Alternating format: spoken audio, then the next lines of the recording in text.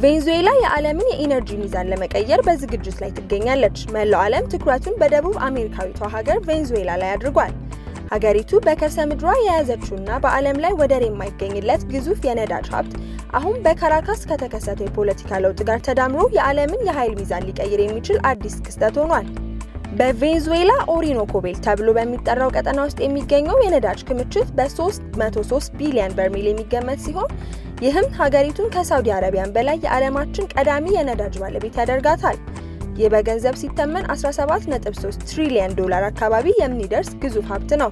ለዓመታት በማዕቀብ በመሰረተ ልማት ውድመትና በአስተዳደር ብልሽት ምክንያት ታስሮ የቆየው ይህ ሀብት አሁን የኒኮላስ ማዱሮን ከስልጣን መወገድ ተከትሎ መንቀሳቀስ ጀምሯል። እንደ ሼቭሮን ያሉ የአሜሪካ ግዙፍ ኩባንያዎች የወደሙ ማሽኖችን በመጠገን ነዳጁን ለማውጣት ወደ ስራ እየገቡ መሆኑም ነው የተሰማው። የአሜሪካ አይን በቬንዙዌላ ላይ ማረፉ በዓለም አቀፍ ደረጃ ከፍተኛ ውዝግብ ቀስቅሷል። አሜሪካ ይህንን የኢነርጂ ሀብት በመቆጣጠር ወደ ዓለም ገበያ ለማውጣት ፍላጎቷን በይፋ ገልጻለች።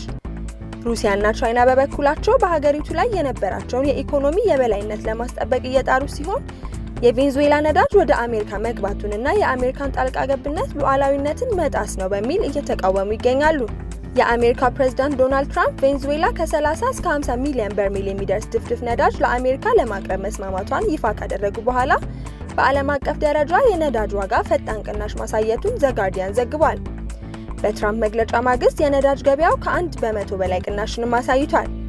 የብሬንት ድፍድፍ ነዳጅ ከ1 በርሜል $60 በታች ወርዷል። የአሜሪካን ድፍድፍ ነዳጅ ደግሞ በ1.4 በመቶ ቀንሶ $56.44 ሆኖ ተመዝግቧል። ይህ ስምምነት ቬንዙዌላ 80 በመቶ የሚሆነውን የነዳጅ ምርቷን ወደምትልክላት ቻይና የምታደርገውን ኤክስፖርት ሊያስተጓጉል ይችላል የሚል ስጋት ፈጥሯል።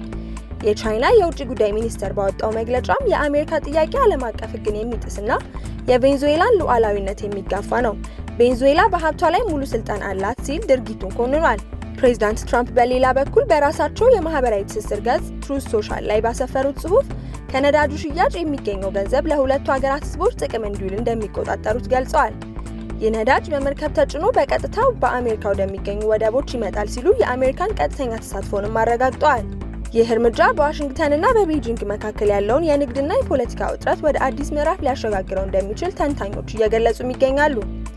የግዙፍ ነዳጅ በከፍተኛ መጠን ወደ ዓለም ገበያ መመለሱ የነዳጅ ዋጋን በእጅጉ ሊቀንሰው እንደሚችልም ይጠበቃል።